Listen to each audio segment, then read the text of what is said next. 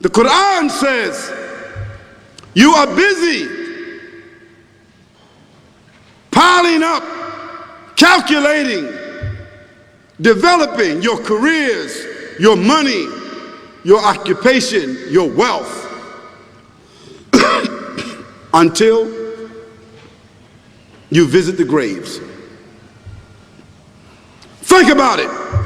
When was the last time that you went to a funeral? Was it your mother? Was it your father? Was it your grandfather? Was it your uncle? Was it your cousin? Was it your friend?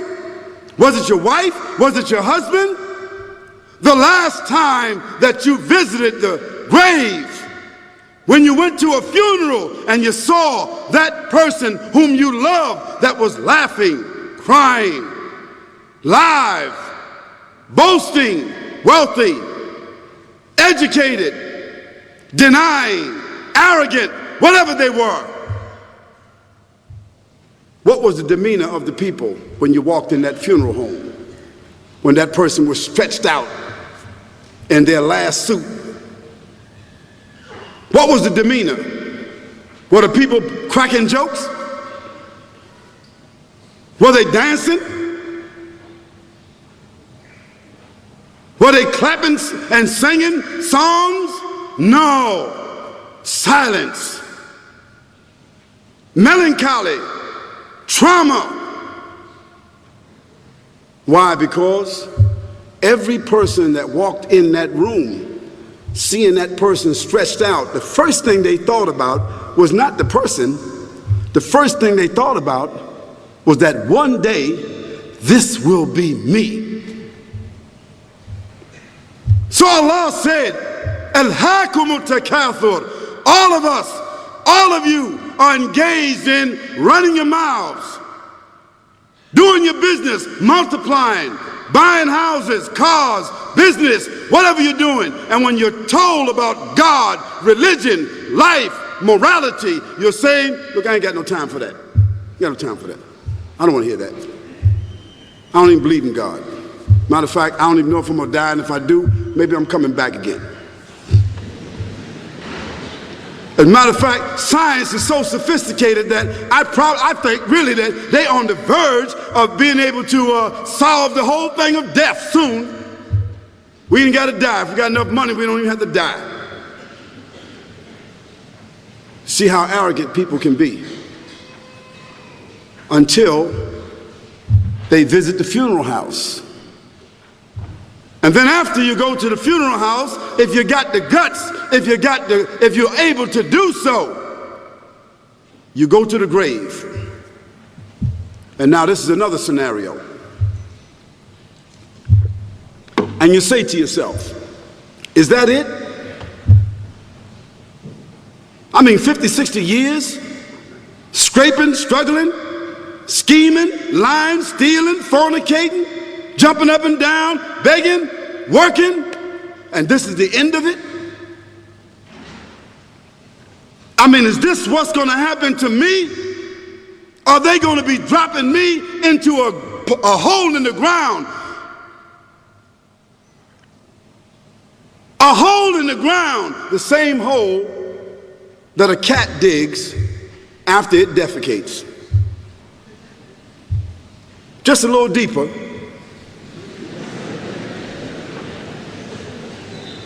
But for the same reason. The cat digs a hole because the cat has dignity. Something that human beings don't seem to have. Instinctively, the cat digs a little hole, covers it up. Humans have got to be taught to do that. But it's for the same reason. So you and I, we're going into a hole a little deeper than the one the cat dug. And all the people that's crying, pulling out their hair, screaming, almost acting like they falling in the thing with you. They want to just jump in there with you. Not really though, you know, it's all an act. Because ain't nobody really gonna jump in there and stay in there. They don't love you that much.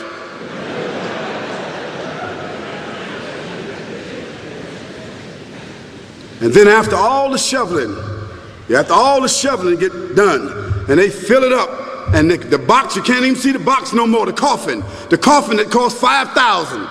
I don't know what did they burn somebody the $5,000 coffin for? I mean, if I was the funeral director, after they left, I would dig them back up and put them in another box and take that box back.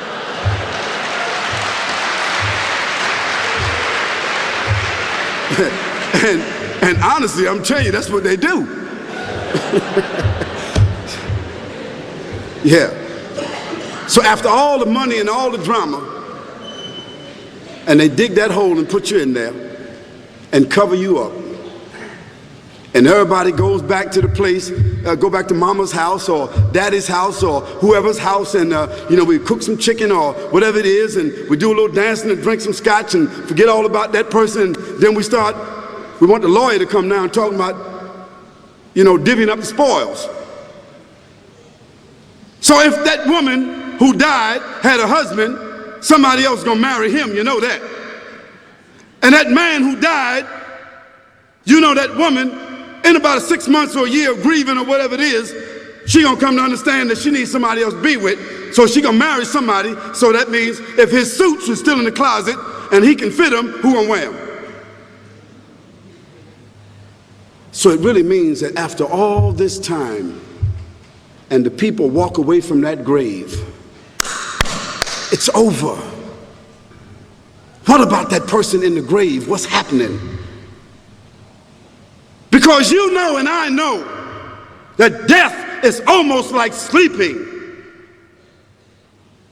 Death is like sleeping. Your body is gone. Your body is dead. Your spirit is gone, but your consciousness is there. Yes, brothers and sisters, you and I are going to know when the people put us in that box and put us in the grave. We are going to know. Your spirit is gone. You can't shout. You can't call out. You can't say, "Don't leave me here." But you're going to be hearing and you're going to be seeing, because that's a different kind of consciousness. But you can't move. And in that grave, this is when the real trauma is going to begin.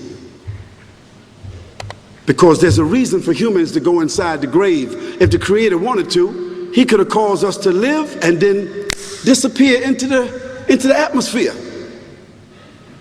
But He didn't. He caused us to go into another womb called the tomb. You started out in the womb of your mother, and you wind up in the womb of the earth called the tomb. From the womb to the tomb. This is the whole trip. And this is what you have to think about. That grave is going to be a place of drama and trauma. A place where you're going to be questioned before you're resurrected. And brothers and sisters, do you think that human beings that have the ability to take a piece of earth, dig it up, irrigate it, put down seeds, plant corn, whatever the case might be. The corn comes up, they harvest the corn. Then after that, what happens? They cut it down, dig it up again, put new seeds in there, and what happens after that? Comes back up again. What happens in the winter?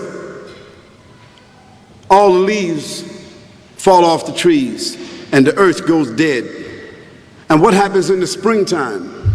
The water comes, generates the earth again, germinates all over again, new grass, new leaves, new flowers, new fruits.